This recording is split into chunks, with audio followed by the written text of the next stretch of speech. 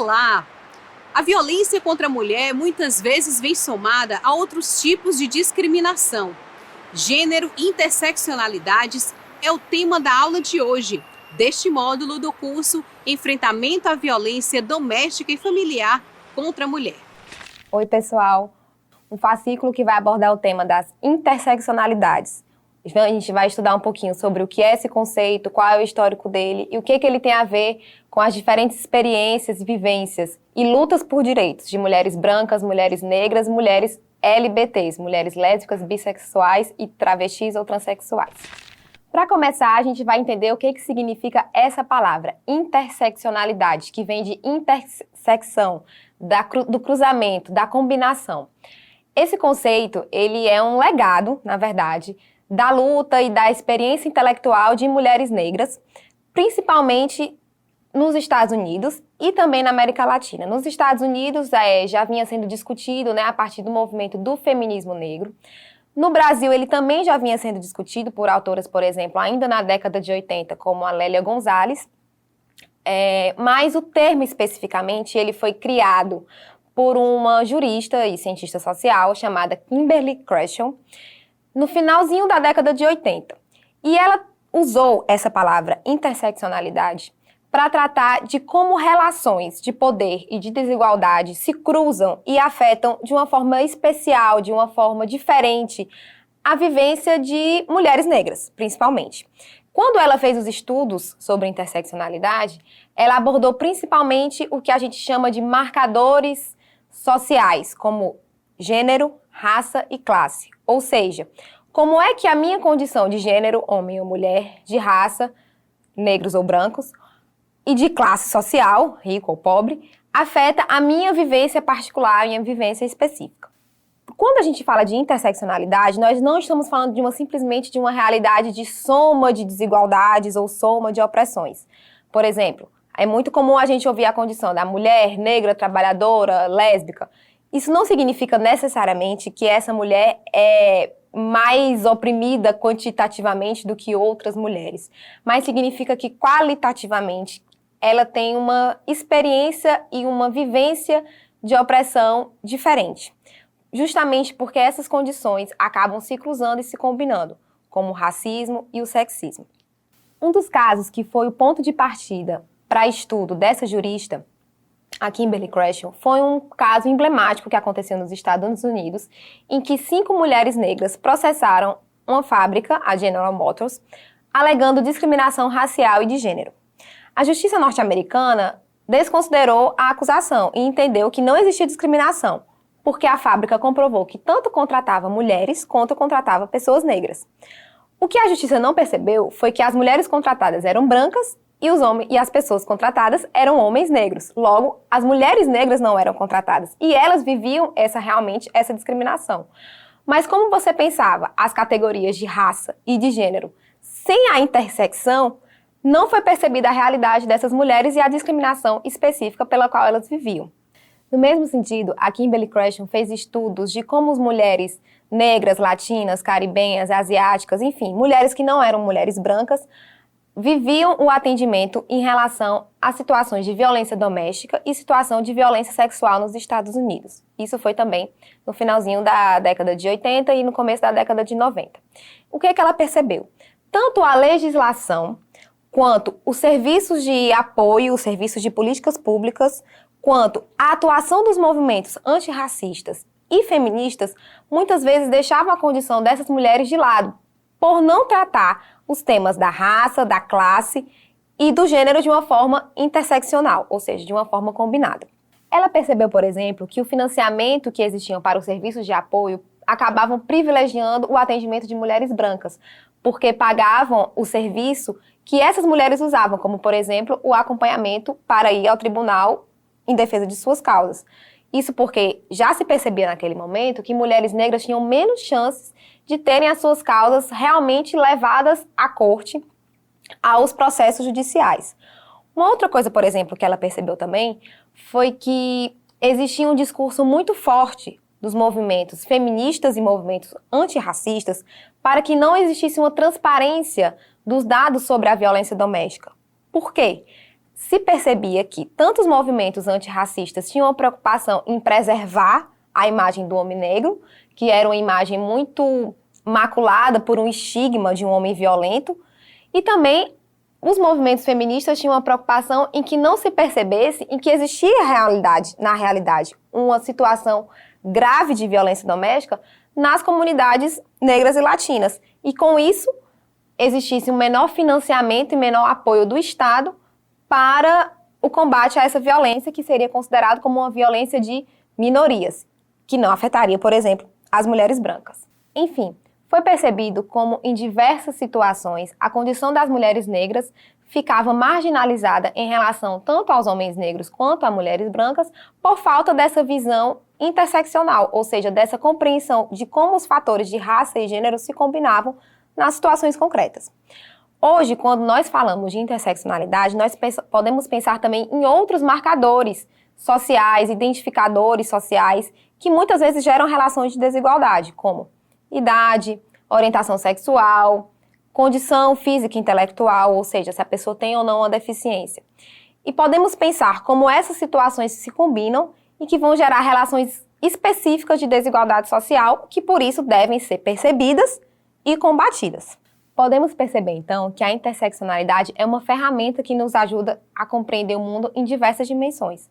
Tanto nos ajuda como uma lente analítica para entender e compreender como funcionam as relações sociais, como também pode nos ajudar a elaborar políticas públicas, porque ela vai trazer à tona situações que seriam invisibilizadas e em que as próprias políticas públicas não alcançariam determinados grupos, como ela também serve do ponto de vista político e social para a construção de lutas unitárias, porque a ideia não é que os grupos se segmentem para lutar separadamente, as mulheres negras e as mulheres brancas, mas que as mulheres, por exemplo, mas que as mulheres possam estar unidas considerando-se as situações específicas vivenciadas pelas mulheres negras. Como a ideia de interseccionalidade tem muito a ver com esse cruzamento das questões de gênero e questões de raça, nós vamos abordar um pouquinho quais são as semelhanças entre esses tipos de discriminação.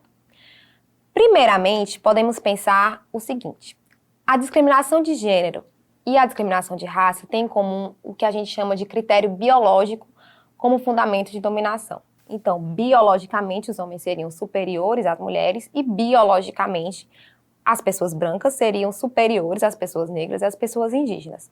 No entanto, quando a gente fala nessa semelhança, a gente precisa também destacar uma coisa específica. Embora tenha sido construída uma ideia de superioridade natural entre homens e mulheres e entre pessoas brancas e pessoas negras, a condição específica que o nosso país e todos os outros países que viveram o colonialismo e que viveram processos de escravidão trouxeram às pessoas negras e também, no nosso caso, aos indígenas, uma condição de desumanização específica. As pessoas negras que foram escravizadas foram colocadas numa condição subhumana, numa condição de objetos, de propriedades privadas, na verdade.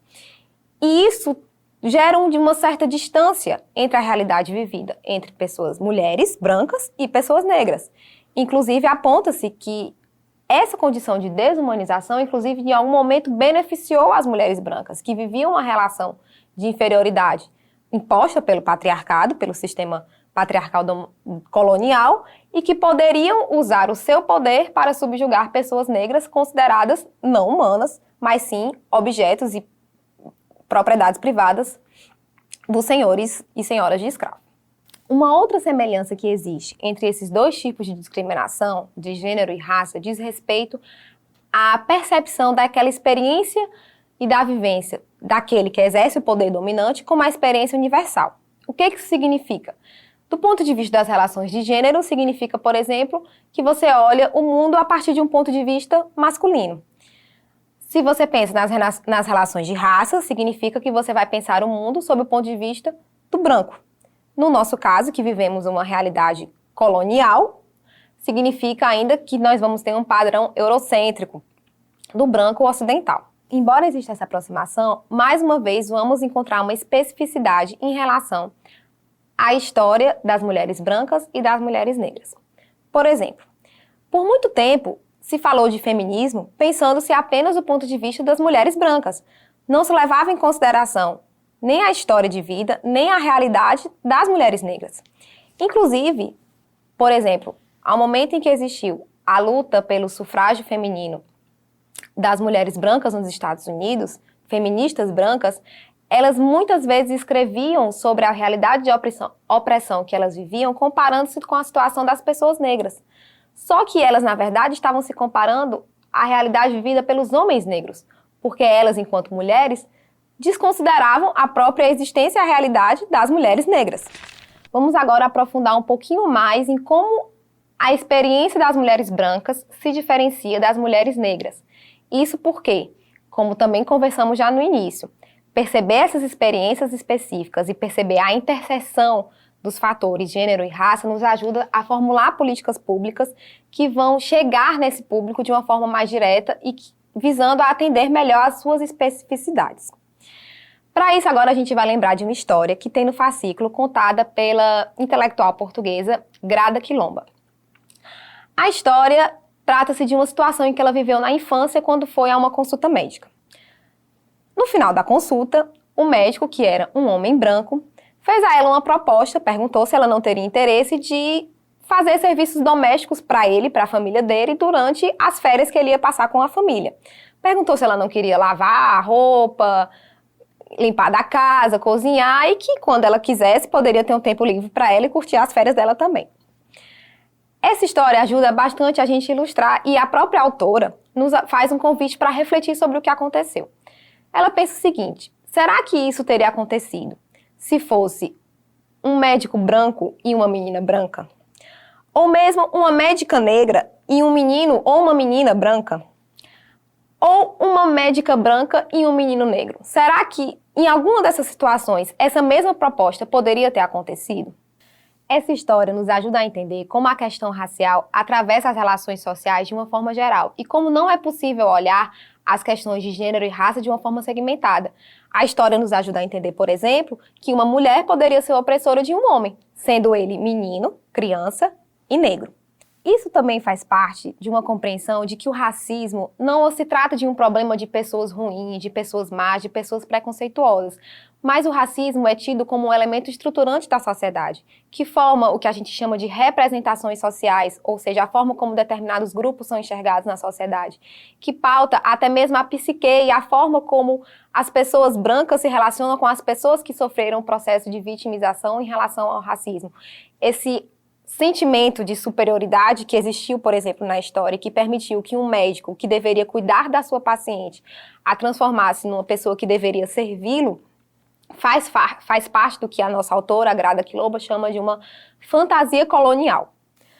Voltando, então, ao tema de como essa questão racial especificamente se dá sobre as relações de gênero, diferenciando a experiência de mulheres brancas e mulheres negras, a mesma autora nos informa de um conceito muito interessante, que se chama racismo genderizado. O que significa isso? É o racismo que acontece de uma forma específica sobre as mulheres, porque está relacionado a um papel de gênero que é envolto também de uma percepção racista da realidade. Mulheres negras, por exemplo, costumam receber, e com pesquisas, existem já pesquisas publicadas sobre isso, que elas recebem 50% a menos de analgesia, ou seja, de anestesia, em situações de procedimentos no parto. Também elas recebem menos acompanhamento pré-natal e precisam andar por mais lugares no dia do parto para conseguirem ser mais atendidas. Veja, isso é uma típica expressão de um racismo genderizado. Por quê? Existe uma percepção social, uma construção social de que mulheres negras têm os quadris mais largos, de que as mulheres negras aguentam mais dor, de que mulheres negras seriam melhores parideiras, entre aspas, e por isso elas recebem menos assistência ao parto. Um outro estigma que existe, muito especificamente em relação às mulheres negras, é o estigma da hipersexualização, quando a gente fala, por exemplo, inclusive de um termo bastante pejorativo, que é o da mulata, né, porque mulata vem de uma expressão mula, né, do cruzamento entre duas espécies. E dessa mulata sensual, que por tanto tempo foi o símbolo do nosso carnaval, por exemplo, e que não se aplica às mulheres brancas.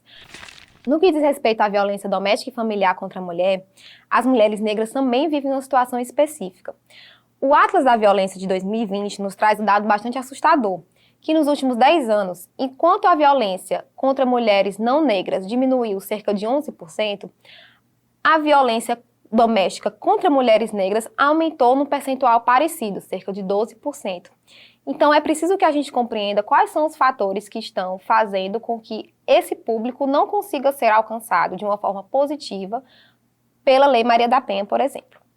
E, nesse sentido, vale ressaltar que a própria Lei Maria da Penha prevê como diretrizes, né, das políticas públicas que devem ser formuladas para o enfrentamento da violência contra a mulher, as questões de gênero e raça, né, como fatores que devem ser considerados para a formulação dessas políticas.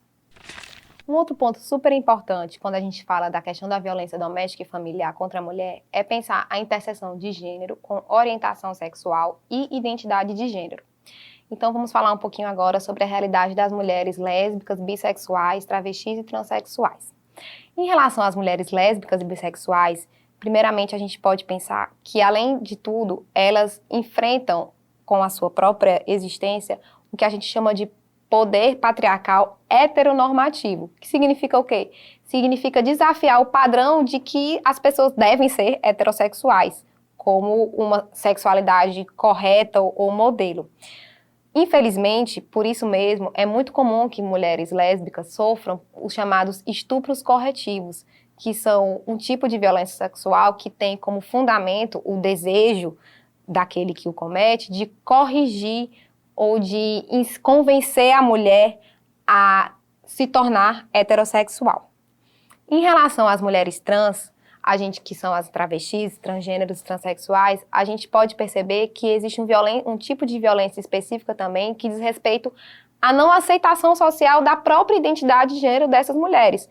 Quando a gente fala de identidade de gênero, estamos falando de como ela se identifica socialmente, independentemente do seu sexo biológico. Então, essa não aceitação violenta a própria existência dessas mulheres, que lutam, inclusive, para serem reconhecidas como mulheres. Nesse sentido, é muito importante a gente afirmar que as delegacias de defesa da mulher devem sim atender às mulheres trans. Esse direito não está explícito na Lei Maria da Penha, mas o entendimento de que ele existe parte de uma visão integrada dos direitos fundamentais das mulheres trans. E vale dizer também que o STF já tomou uma decisão de que a mulher trans pode mudar o seu nome e o seu gênero sem necessidade de entrar na justiça ou sem necessidade de fazer uma cirurgia de mudança genital. Então, a partir do momento em que a pessoa muda o seu nome diretamente no cartório, que é um direito garantido às mulheres trans, o seu gênero também será modificado, o gênero civil, e ela terá direito imediato e inquestionável a ser atendido na delegacia da mulher. De toda forma, vale dizer que esse é um direito a todas as mulheres trans, independente da mudança ou não do nome. Mudar o nome civil ajuda na efetivação e em evitar constrangimentos práticos na hora do atendimento. E aqui eu queria enfatizar 2 pontos importantes. A Lei Maria da Penha foi a primeira a tratar expressamente sobre as relações homoafetivas no Brasil. Isso significa que as mulheres, independentemente da sua orientação sexual, de viverem uma relação homoafetiva ou não, podem ser atendidas no âmbito do Lei Maria da Penha. O outro ponto é ainda um desafio que a gente ainda tem. Os dados sobre o que a gente chama de lesbocídio, ou seja, do feminicídio de mulheres lésbicas, ainda são muito insuficientes. E aí no fascículo eu trago um pouco essa discussão, mas eu queria alertar para a importância de que as políticas públicas considerem o fator orientação sexual para que, a partir de um ponto de vista interseccional, nós possamos ter um olhar específico e políticas públicas específicas voltadas para essas mulheres. Bom, por aqui nós vamos concluindo e eu espero que essa videoaula tenha servido para fazer a reflexão e despertar sobre a importância e a atualidade do tema da interseccionalidade. Hoje, no século XXI, a interseccionalidade nos ajuda a pensar os desafios e os caminhos para a emancipação humana e para pensar uma construção de uma verdadeira solidariedade entre as mulheres e entre todos nós, enquanto pessoas que queremos nos livrar de tantos marcadores de opressão. É isso. Eu lembro a você que pode acessar todo o conteúdo do curso no ambiente virtual de aprendizagem pelo link cursos.fdr.org.br. Obrigada pela sua atenção e até a próxima.